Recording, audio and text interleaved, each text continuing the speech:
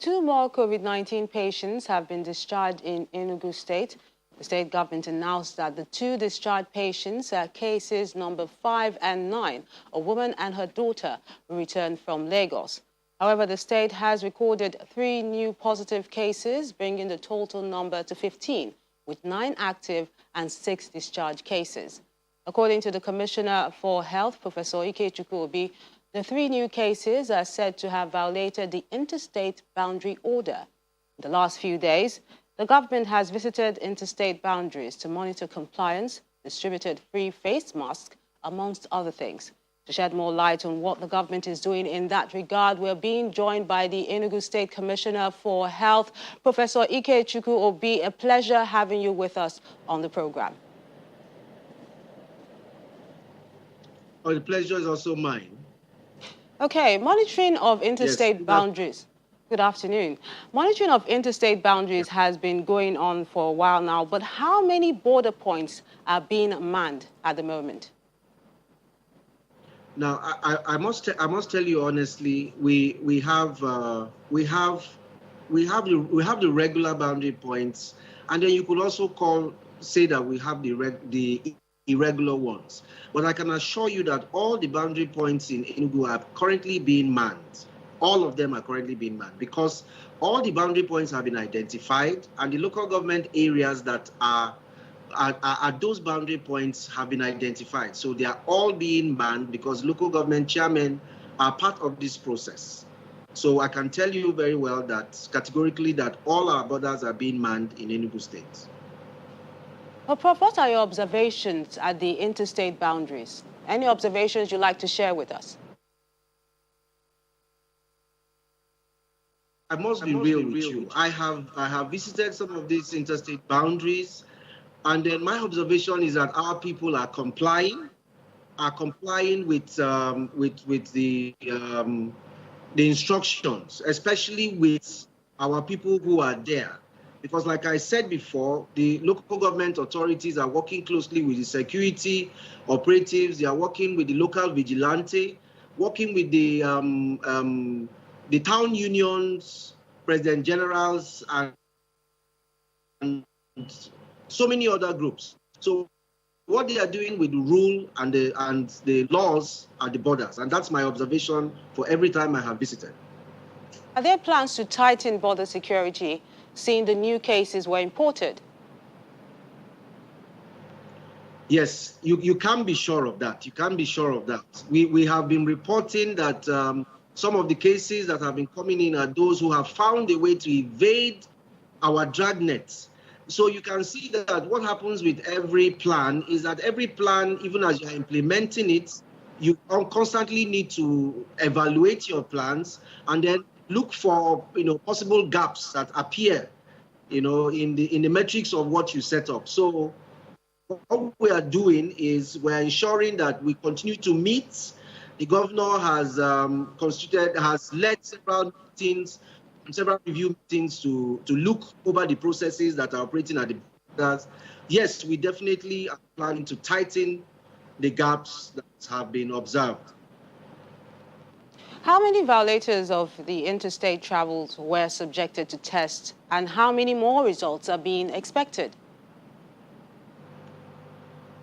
Okay, I can assure you that any of the violators that have been apprehended by the security authorities or by local government structures that have set in place, they have all been reported to us, and we have tested all of them.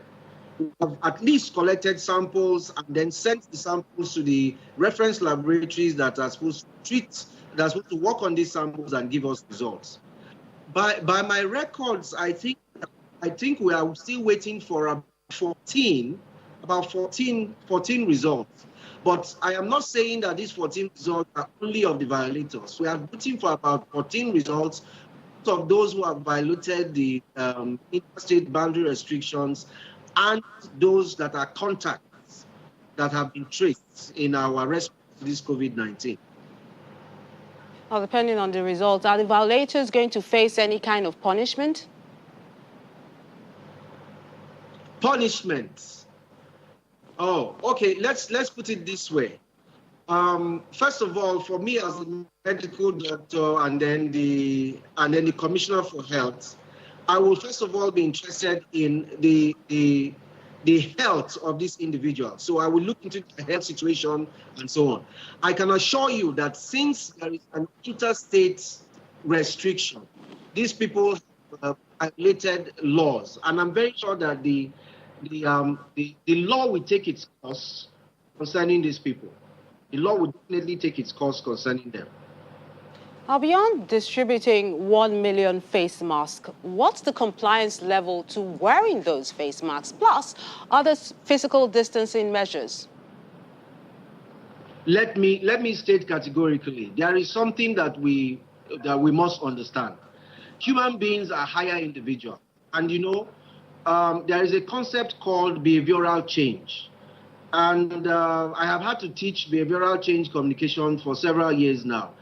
At best, it is difficult, to be able to achieve behavioral change. So what I will rightly say is that if you observe, you would almost be able to categorize people into three. Those people who are early adopters, they will quickly agree with the fact that the face masks will help them to prevent this disease. Then there are some that will always be skeptical. And you will probably find them holding these masks in their hands or in their pockets or in their bags. And when they see a security official, they will probably quickly put it on because they are still living in doubt. But there are those ones who would wear this mask, but they are not wearing it properly.